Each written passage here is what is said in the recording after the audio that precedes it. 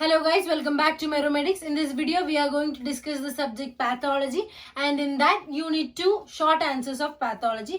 So before going to the video, please like, share and subscribe to our channel, and don't forget to click the bell button. And if you have any doubts, put it on the comment section, we'll clear your doubts. So let's go to the video. So the first question of Unit 2 is, write the etiological changes and clinical features in primary tuberculosis. So, primary tuberculosis il undavuna etiological changes and clinical features. Endana primary tuberculosis? First infection with the tubercle bacilli.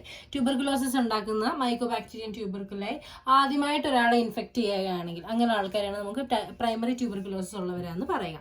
So the ഇറ്റിയോപാത്തോളജിക്കൽ changes എന്തൊക്കെയായിരിക്കും? ഇന്ന് ആർക്കൊക്കെയാണ് വരിക?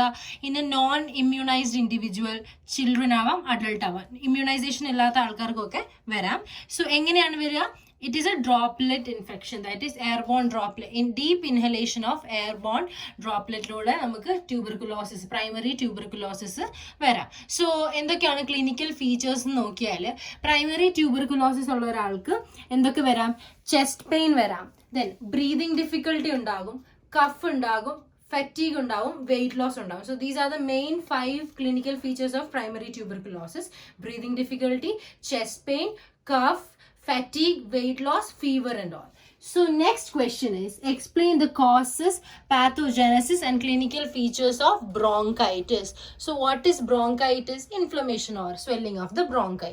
So itis വരുന്ന എല്ലാം നമുക്ക് പറയാം inflammation അല്ലെങ്കിൽ swelling. So bronchitis means inflammation or swelling of the bronchi. ചോദിച്ചിരിക്കുന്നത് causes of bronchitis ചോദിച്ചിട്ടുണ്ട്. So most നമുക്ക് നോക്കിയാൽ വൈറസ് ആണ്. acute bronchitis is most often caused by viruses ആണ്. പിന്നെ അല്ലാണ്ട് വൈറസ് അല്ലാതെ ബാക്ടീരിയാസ് ഉണ്ട്, exposure to tobacco, smoking, then exposure to pollutants or solvents, then GERD can also cause acute bronchitis. Then usual causes of acute bronchitis ആരൊക്കെയാണ്? Influenza A, B, then para-influenza, coronavirus, rhinovirus, respiratory syncytial virus and human metapneumovirus. So these are the viruses that is causing the bronchitis. അതാണ് causes. Next നമുക്ക് clinical features നോക്കിയാൽ, inflammation or swelling of the bronchi, then there will be cough ഉണ്ടായിരിക്കും, production of clear white അല്ലെങ്കിൽ yellow, grey or green mucus ആയിരിക്കും bronchitis ഉള്ള ആൾക്കാരുടെ. Then അവർക്ക് എന്തുണ്ടാവാം? Shortness of breath, wheezing will be the, fatigue, fever, chills, chest pain, discomfort, blocked or runny nose. So these all are the signs and symptoms of bronchitis.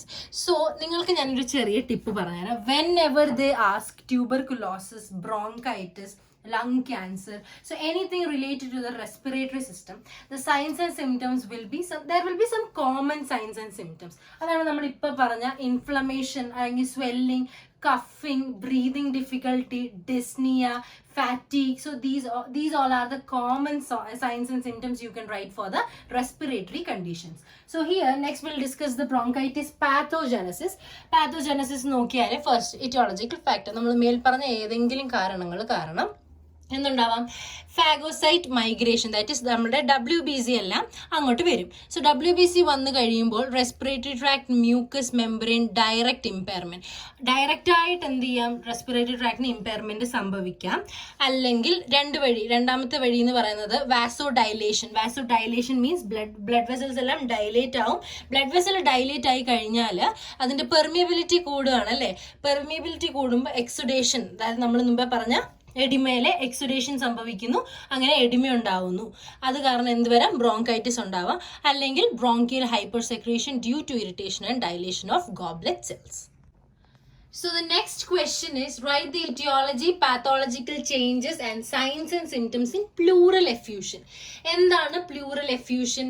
Pleural effusion എന്ന് പറയുമ്പോൾ accumulation of fluid in between the parietal and visceral pleura. See, ഒരു common കാര്യം പറഞ്ഞാൽ effusion എന്ന് പറയുമ്പോൾ accumulation of fluid ആയിരിക്കും. So ഇവിടെ pleural effusion എന്ന് പറയുമ്പോൾ എവിടെയാണ്? ലങ്സ് അല്ലേ? ലങ്സിന്റെ പെറൈറ്റലും വിസറലും ലെയറിന്റെ ഇടയിൽ ഫ്ലൂയിഡ് വന്നിട്ട് അക്യുമുലേറ്റ് ആവുകയാണ്. സോ ആ ഒരു കണ്ടീഷനാണ് നമ്മൾ പ്ലൂറൽ എഫ്യൂഷൻ എന്ന് പറയുക. So it can occur itself തന്നെ ചില സിറ്റുവേഷനിൽ സംഭവിക്കാം, or can be result of surrounding parenchymal disease അല്ലെങ്കിൽ മറ്റെന്തെങ്കിലും disease, inflammatory condition, malignant cancer ഉള്ളവർക്കൊക്കെ എന്ത് വരാം? പ്ലൂറൽ എഫ്യൂഷൻ വരാം. സോ നമ്മൾ ഈറ്റിയോളജി ആണ് അവർ ചോദിച്ചിരിക്കുന്നത്. ഈറ്റിയോളജി നോക്കിയാൽ first one is the cancer, right? So lung cancer അല്ലെങ്കിൽ ബ്രസ്റ്റ് ക്യാൻസർ ഉള്ളവർക്ക് എന്ത് വരാം? പ്ലൂറൽ എഫ്യൂഷൻ വരാം. 2, pleuro pulmonary infections such as pneumonia പോലത്തെ പ്ലൂറോ പൾമിനറി ഇൻഫെക്ഷൻസ് ഉള്ളവർക്ക് എന്ത് വരാം? പ്ലൂറൽ എഫ്യൂഷൻ വരാം. അതല്ലാണ്ട് heart failure, cirrhosis, nephrotic syndrome, പിന്നെ other conditions such as sarcoidosis, then systemic lupus erythematosus, that is SLE. Next is peritoneal dialysis ചെയ്യുന്നവർക്കും pleural effusion വരാം. Next അവർ ചോദിച്ചിരിക്കുന്നത് എന്താണ്? സൈൻസ് ആൻഡ് സിംറ്റംസ് ചോദിച്ചിട്ടുണ്ട്. അഗെയിൻ ഞാൻ മുമ്പേ പറഞ്ഞ അതേ കോഡ് നിങ്ങൾക്ക് ഇവിടെ ഉപയോഗിക്കാം. അഗെയിൻ നമുക്കൊരു ലങ്, റെസ്പിറേറ്ററി ട്രാക്റ്റുമായിട്ട് റിലേറ്റഡ് ആയിട്ടുള്ള ഒരു സൈൻസ് ആൻഡ് സിംറ്റംസ് ആണ് ചോദിച്ചിരിക്കുന്നത്. സോ അവിടെ എന്താണോ അത് തന്നെ നിങ്ങൾക്ക് ഇവിടെ എഴുതാനായിട്ട് സാധിക്കും. Next question is explain the types, pathogenesis and clinical features of pneumonia. So ന്യൂമോണിയയുടെ ടൈപ്സ് ചോദിച്ചിട്ടുണ്ട്, പാത്തോജനസിസ് ചോദിച്ചിട്ടുണ്ട്, ക്ലിനിക്കൽ ഫീച്ചേഴ്സ് ചോദിച്ചിട്ടുണ്ട്. സോ ടൈപ്സ് നമുക്ക് അത് നോക്കാം. There are mainly 4 types of pneumonia. ഏതൊക്കെയാണ്? Bacterial pneumonia, then viral pneumonia, mycoplasma pneumonia and fungal pneumonia. Bacterial pneumonia എന്ന് പറയുമ്പോൾ മോസ്റ്റ് കോമൺ ന്യൂമോണിയ ആണ്. അതായത് കൂടുതൽ ആൾക്കാർക്കും ന്യൂമോണിയ വരുന്നത് ബാക്ടീരിയ മൂലമാണ്. അതിൽ ഏത് ബാക്ടീരിയ ആണ്? സ്ട്രെപ്റ്റോകോക്കസ് ന്യൂമോണിയ എന്ന് പറയുന്ന ബാക്ടീരിയ ആണ് ബാക്ടീരിയൽ ന്യൂമോണിയ ഉണ്ടാക്കുന്നത്. നെക്സ്റ്റ് വൈറസസ് എന്ന് പറയുമ്പം ഒരു 1% ആൾക്കാർക്ക് ന്യൂമോണിയ വരുന്നത് വൈറൽ ന്യൂമോണിയ ആണ്. Caused by various viruses including flu, that is influenza virus പോലുള്ള വൈറസുകളാണ് വൈറൽ ന്യൂമോണിയ ഉണ്ടാക്കുന്നത്. സിംറ്റംസ് നമുക്ക് നോക്കാം. അഗൈൻ ക്ലിനിക്കൽ ഫീച്ചേഴ്സ് ചോദിച്ചിട്ടുണ്ട്. മുമ്പേ പറഞ്ഞ അതേ കോഡ് എടുക്കാം. ചെസ്റ്റ് പെയിൻ ഉണ്ട് ഇവിടെ. പിന്നെന്തുണ്ട്? Confusion or changes in mental awareness. Then there will be cough, again fatigue, fever, sweating, shaking, chills. Then the body temperature will be lower than the normal level. Then there will be nausea, vomiting and diarrhea. So these all are the clinical features of pneumonia. Next question is write the etiology and pathological changes in bronchial asthma. So bronchial asthma etiology and pathological changes ചോദിച്ചിട്ടുണ്ട്. So എന്തൊക്കെ pathological changes ആണ് ഒരു bronchial asthma ഉള്ളവർക്ക് വരുന്നത്? ഒന്ന്, hyperplasia of the mucus gland. അവരുടെ mucus gland എന്ത് ചെയ്യുന്നു? Hyperplasia means increase in the number of the cells. Then ഹൈപ്പറീമിയ and oedema of the mucosa hyperplasia ആവുന്നുണ്ട്, മ്യൂക്കോസൽ എഡിമ ഉണ്ടാവുന്നുണ്ട്. Then there will B hypertrophy of bronchiomusculature. Then there will be formation of mucus plugs. ഇത്രയുമാണ് നമുക്ക് bronchial asthma ഉള്ളവരിൽ ഉണ്ടാവുന്ന pathological changes എന്ന് പറയുന്നത്. So നോക്കിയാൽ അവരുടെ lung will be over inflated. അവരുടെ ലങ്സ് എന്താണ്? ഓവർ ഇൻഫ്ലേറ്റഡ്, നല്ല ഓവറായിട്ട് ഇൻഫ്ലേറ്റഡ് ആയിട്ടുള്ള ഒരു കണ്ടീഷൻ കാണാനായിട്ട് പറ്റുന്നുണ്ട്. അല്ലാണ്ട് the lumen of the bronchi and bronchiole, you know the bronchi and bronchiole are the parts of the lungs. So it will contain thick mucus plug. So bronchial asthma എന്ന് പറയുന്നത് എന്താണ്? Mucus വന്നിട്ട് അവിടെ plug ആയിട്ട് എന്ത് ചെയ്യുന്നില്ല, ശ്വാസം നമുക്ക് നേരെ ബ്രീത് ചെയ്യാൻ പറ്റാത്ത ഒരു അവസ്ഥയ്ക്കാണ് ബ്രോങ്കിയൽ ആസ്മ എന്ന് പറയുന്നത്. കാരണം എന്താണ്?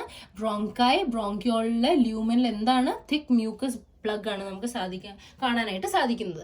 നെക്സ്റ്റ് ക്വസ്റ്റ്യൻ നമുക്ക് നോക്കിയാൽ causes, pathogenesis and clinical features of chronic bronchitis. ഇപ്പൊ ചോദിച്ചിരിക്കുന്നത് ക്രോണിക് ബ്രോങ്കൈറ്റിസ് ആണ്. നമ്മൾ മുമ്പേ അക്യൂട്ട് ബ്രോങ്കൈറ്റിസ് ഡിസ്കസ് ചെയ്തിരുന്നു.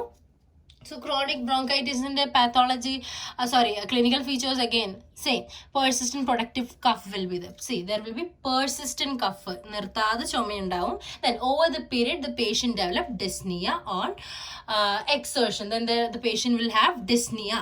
Then with further progression patient develop hypercapnia, then hypoxemia and mild cyanosis. ആൾക്ക് എന്തുണ്ടാവാം? സൈനോസിസ് ഉണ്ടാവും, ഹൈപ്പോക്സീമിയ ഉണ്ടാവും, പിന്നെ ഡിസ്നിയ ഉണ്ടാവും, പെർസിസ്റ്റന്റ് പ്രൊട്ടക്റ്റീവ് കഫ് ഉണ്ടാവും. ദെൻ ക്രോണിക് ബ്രോങ്കൈറ്റിസ് ആയതുകൊണ്ട് എംഫൈസീമയിലേക്ക് അത് നയിക്കും, emphysema. Then again there will be cor pulmonale and cardiac failure. So next അവർ ചോദിച്ചിരിക്കുന്നത് pathogenesis of chronic bronchitis ആണ്. Again any pathogenesis, pathophysiology തുടങ്ങുമ്പോൾ നമ്മൾ due to etiological factors എന്നും പറഞ്ഞ് തുടങ്ങാം. Etiological factors, that is chronic irritation of bronchial mucosa by എന്തൊക്കെയാവാം? ഒന്നെങ്കിൽ tobacco ആവാം, smoking, dust, grain, ഇങ്ങനത്തെ കാര്യങ്ങൾ ഇൻഫ്ലെയിം ആയിട്ട് ബ്രോങ്കിയൽ മ്യൂക്കോസയിൽ ഇപ്പോൾ ഇരിക്കുകയാണ്. സോ അപ്പോൾ എന്ത് പറ്റുന്നു? Excess of mucus producing goblet cells in the lining epithelium. So mucus production എന്ത് ചെയ്യാണ്? മ്യൂക്കസ് പ്രൊഡ്യൂസ് ചെയ്യുന്ന ആരാണ്? ഗോബ്ലെറ്റ് സെൽസ് അല്ലേ. അപ്പോൾ ഗോബ്ലെറ്റ് സെൽസിന്റെ എണ്ണം കൂടും. ഗോബ്ലെറ്റ് സെൽസിന്റെ എണ്ണം കൂടിയാൽ എന്താണ് സംഭവിക്കുക? Hyperplasia, that is increase in the number of cells. Hyperplasia, hypertrophy എന്ന് പറയുമ്പോൾ increase in the size of the sub mucosal gland. നമ്മുടെ മ്യൂക്കോസൽ ഗ്ലാൻഡിന്റെ നമ്പർ ഓഫ് സെൽസും അതിന്റെ സൈസും കൂടും. അങ്ങനെ കൂടി കഴിയുമ്പോൾ അവിടെ എന്തുണ്ടാവുന്നുണ്ട്? എക്സസീവ് മ്യൂക്കസ് പ്രൊഡക്ഷൻ ഉണ്ടാവുന്നുണ്ട് ആൻഡ് ഇൻഫ്ലമേഷൻ ഉണ്ടാവുന്നുണ്ട്. And that will lead to the chronic inflammation of small and large airways leading to fibrosis. So ഇങ്ങനെ മ്യൂക്കസ് പ്രൊഡക്ഷൻ കൂടുമ്പോൾ അവിടെ ക്രോണിക് ഇൻഫ്ലമേഷൻ ഉണ്ടായിട്ട് and that will ultimately results in to the chronic bronchitis. So main important causes അവർ causes ചോദിച്ചിട്ടുണ്ട്.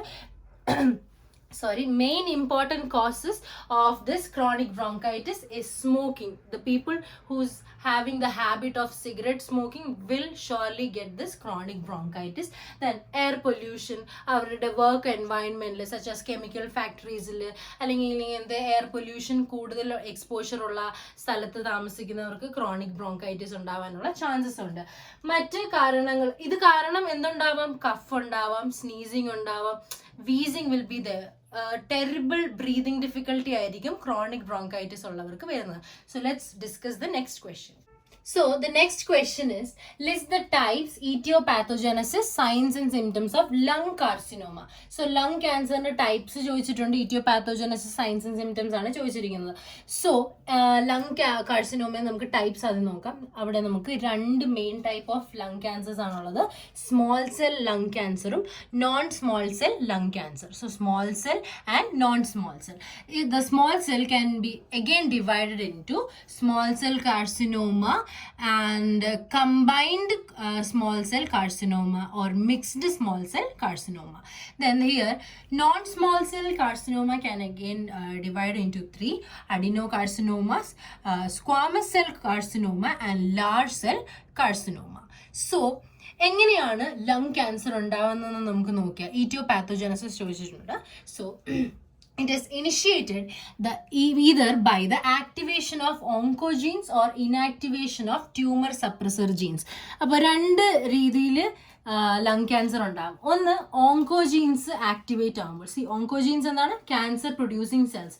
So cancer producing cells activate ആയാൽ lung cancer ഉണ്ടാവും. ഇത് lung cancer അല്ല, എല്ലാ ക്യാൻസേഴ്സ് ആണെങ്കിലും ഓങ്കോജീൻസ് ആക്ടിവേഷനിലൂടെ എന്തുണ്ടാവാം? ക്യാൻസർ ഉണ്ടാവാം. അല്ലെങ്കിൽ എന്താണ്? Inactivation of tumor suppressor genes. Tumor ഉണ്ടാകുമ്പോൾ അതിനെ സപ്രസ് ചെയ്യാനായിട്ടുള്ള ജീൻസ് നമ്മുടെ ബോഡി ഉണ്ടാക്കും. So but here what happens is those tumor suppressor genes will be inactive. So these are the two causes of having cancer. So one was activation of oncogenes or inactivation of tumor suppressor genes. So these are the etiopathogenesis of lung carcinoma. So ഇത് രണ്ടും സംഭവിക്കുമ്പോൾ എന്താണ് പറ്റുക? Uncontrolled replication and growth of cells in the lungs. Lung cells എന്ത് ചെയ്യുന്നു? അൺകൺട്രോളബിളി growth ആവുന്നുണ്ട്. There will B uncontrollable replication of the cells in the lungs. Next ചോദിച്ചിരിക്കുന്നത് signs and symptoms of lung carcinoma ആണ്. എന്തൊക്കെയാണ് നമുക്ക് ഓരോന്ന്? Again it is related to the respiratory system. So first will be chest pain. There will be chest discomfort. The people who's having lung cancer will have deep breathing or coughing. Then there will be fatigue, feeling of tired. Then there will be hoarseness. Our voice engane aayirikkum? Hoarse voice aayirikkum. Then a cough that does not go away or gets worse. Then there will be coughing of blood. Then weight loss അല്ലെങ്കിൽ loss of appetite. Shortness of breath will be there. Wheezing will be there. Bronchitis and pneumonia that doesn't go away. So the person will have persistent bronchitis and pneumonia. Whenever they ask about the signs and symptoms of lung cancer or any other cancer. ക്യാൻസറിൻ്റെ മെയിനായിട്ടും warning signs ഉണ്ട്. Caution എന്നാണ് പറയുക, CAUTION. You will be studying in next year. So those who are in second year will be studying in the third year. But we'll put that in a short video. So stay tuned for that. So next question we'll discuss, that is explain the causes and pathogenesis of clinical features of pericardial effusion. Again the word effusion came. നമ്മൾ മുമ്പ് pleural effusion എന്താണെന്ന് discuss ചെയ്തിരുന്നത് അല്ലേ? എന്തായിരുന്നു? Accumulation of fluid in the plural layer of the lungs. So here pericardial effusion എന്താണെന്നാണ് ചോദിച്ചിരിക്കുന്നത്. എന്താണ്? Inflammation അല്ലെങ്കിൽ അക്യുമുലേഷൻ ഓഫ് ഫ്ലൂയിഡ്. എവിടെയാണ് ഇവിടെ fluid? there is acute or chronic accumulation of fluid within the pericardial space. pericardial spaceൽ fluid accumulate ആവുകയാണെങ്കിൽ അതിനെയാണ് pericardial effusion എന്ന് പറയുന്നത്. ഇനി എവിടെയാണ് പെരികാർഡിയൽ സ്പേസ് ഉള്ളത്? നമ്മുടെ ഹാർട്ടിൽ അല്ലേ? സോ ഇവിടെ ചോദിച്ചിരിക്കുന്നത് കോസസ് ആണ്. ഫസ്റ്റ് എന്താണ്? Secondary to underlying known disease. ഏതെങ്കിലും ഡിസീസ് നിങ്ങൾക്ക് ഓൾറെഡി ഉണ്ടെങ്കിൽ അതിന് സെക്കൻഡറി ആയിട്ട് നിങ്ങൾക്ക് പെരികാർഡിയൽ എഫ്യൂഷൻ വരാം. For example acute myocardial infarction, acute MI ഉണ്ടെങ്കിൽ നിങ്ങൾക്ക് എന്ത് വരാം? പെരികാർഡിയൽ എഫ്യൂഷൻ വരാം. നെക്സ്റ്റ് കാർഡിയാക് സർജറി അണ്ടർഗോ ആയവർക്ക് വരാം. Trauma, then there will be neoplasia, again tumor cells ഉണ്ടെങ്കിൽ. Chest radiation undergo, end stage renal failure, invasive cardiac procedures, ഏതെങ്കിലും invasive cardiac procedures ചെയ്തിട്ടുണ്ടെങ്കിൽ അങ്ങനെയുള്ളവർക്ക് പെരികാർഡിയൽ എഫ്യൂഷൻ വരാം. Next there will be without underlying non disease, നമ്മൾ അറിയാണ്ട് വരുന്നത്, that is acute inflammatory pericarditis, then previously unknown neoplasia and idiopathic, that is unknown causes ഉള്ളവർക്ക് എന്ത് വരാം? പെരികാർഡിയൽ എഫ്യൂഷൻ വരാം. again അവർ ചോദിച്ചിരിക്കുന്നത് ക്ലിനിക്കൽ ഫീച്ചേഴ്സ് ആണ്. Clinical features include first that will be asymptomatic. കൂടുതൽ കേസസിൽ അത് എസിംപ്റ്റോമാറ്റിക് ആണ്. അല്ലെങ്കിൽ നമുക്ക് കാണാൻ പറ്റും dull constant ache in the left side of the chest. ചെസ്റ്റിന്റെ ലെഫ്റ്റ് സൈഡിൽ ഡൾ പെയിൻ ഉണ്ടാവും, കോൺസ്റ്റന്റ് ആയിട്ടുള്ള പെയിൻ ഉണ്ടാവും. Then symptoms of cardiac tamponade. Then there will be dysphagia, dyspnoea, hoarseness, hiccups will be there. Hiccups means ഇക്കിൾ മലയാളത്തിൽ. Then there will be decrease in the intensity of heart sound. Heart സൗണ്ടിന്റെ intensity എന്ത് ചെയ്യുന്നു? കുറയുകയാണ് ചെയ്യുക. Those are the clinical features of pericardial effusion. So next question is explain the pathophysiology and clinical features of infective endocarditis. എന്താണ് endocarditis എന്ന് പറഞ്ഞാൽ? നമ്മുടെ ഹാർട്ടിന്റെ, that is endocardial surface of the ഹാർട്ടിന്റെ ഇൻഫെക്ഷനെയാണ് നമ്മൾ endocarditis, infective endocarditis എന്ന് പറയുക. So അത് ഒന്നെങ്കിൽ അല്ലെങ്കിൽ ഒന്നിൽ കൂടുതൽ ഹാർട്ട് വാൽവ്സിൽ നമുക്ക് ആ ഇൻഫെക്ഷൻ കാണാനായിട്ട് സാധിക്കാം. സോ ഇവിടെ നമ്മളോട് ചോദിച്ചിരിക്കുന്നത് ക്ലിനിക്കൽ ഫീച്ചേഴ്സ് ആണ്. സോ ഫസ്റ്റ് നമുക്ക് നോക്കിയാൽ ഹാർട്ട് മർമർ ഉണ്ടാവാനുള്ള സാധ്യത, that is abnormal heart sound ഉണ്ടാവും. പെയിൽ സ്കിൻ ആയിരിക്കും എൻഡോകാർഡൈറ്റിസ് ഉള്ള ഒരു പേഴ്സന്റെ. Then fever or chills will be there, night sweats, muscle or joint pain, nausea and fatigue, decreased appetite will be there. So symptoms നമുക്ക് വീണ്ടും രണ്ടായിട്ട് തിരിക്കാം. Acute symptoms, subacute. Acute എന്ന് പറയുമ്പോഴാണ് high grade fever and chills വരും. ഇവിടെ sub acute ആണ് low grade fever ആയിരിക്കും. Then the person will have anorexia, weight loss, then fatigue will be there, arthralgia, abdominal pain and all. So complications of infective carditis നമുക്ക് നോക്കിയാൽ എന്തൊക്കെയാണ് complication വരാൻ പോകുന്നത്?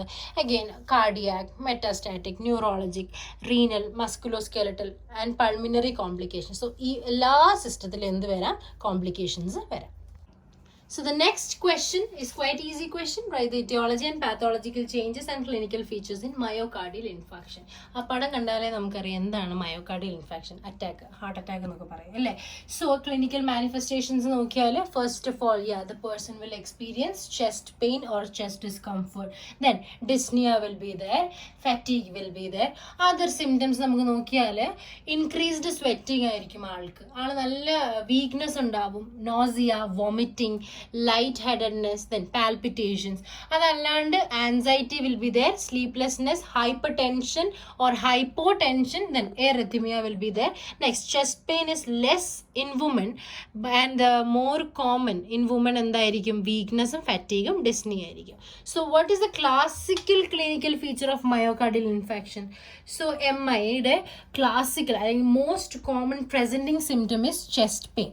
So chest pain is the most common symptom. Other clues to the differential diagnosis of chest pain, വേറെ എന്തൊക്കെ ഉണ്ടാവാം? ആ pain ആംസിലേക്ക് റേഡിയേറ്റ് ആവാം, shoulder, neck or jaw. So ഇത്രയും സ്ഥലത്തേക്ക് റേഡിയേറ്റ് ആവുകയാണെങ്കിൽ we can find out that the person is having myocardial infarction.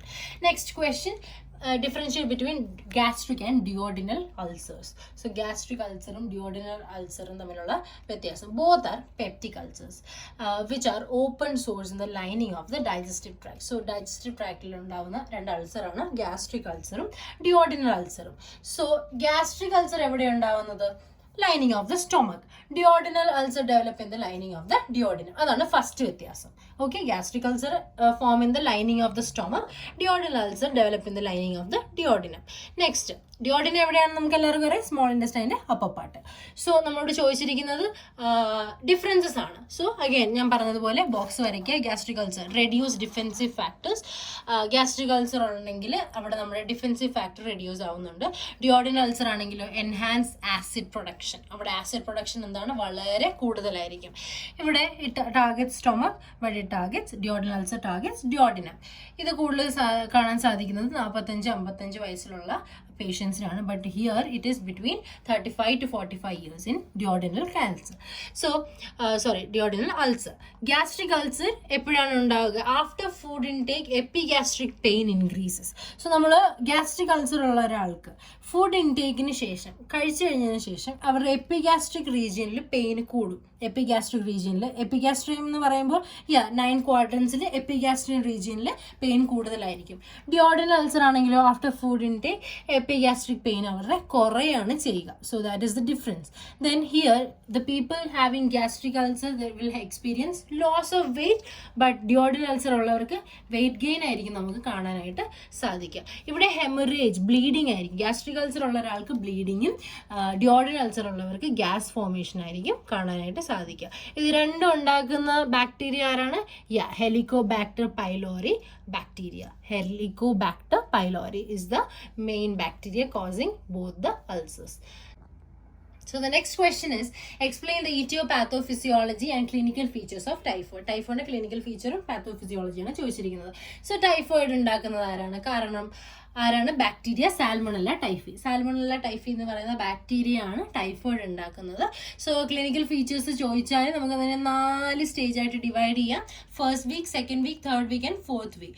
First വീക്കിലെ symptoms similar to URTI. What is URTI? Upper respiratory tract infection. അവരുടെ upper respiratory tract infection ഉള്ള ഒരാളുടെ അതേ symptoms തന്നെ നമുക്ക് ഫസ്റ്റ് വീക്കിൽ കാണാനായിട്ട് സാധിക്കും. That is step ladder fashion temperature. What is step ladder അല്ലെങ്കിൽ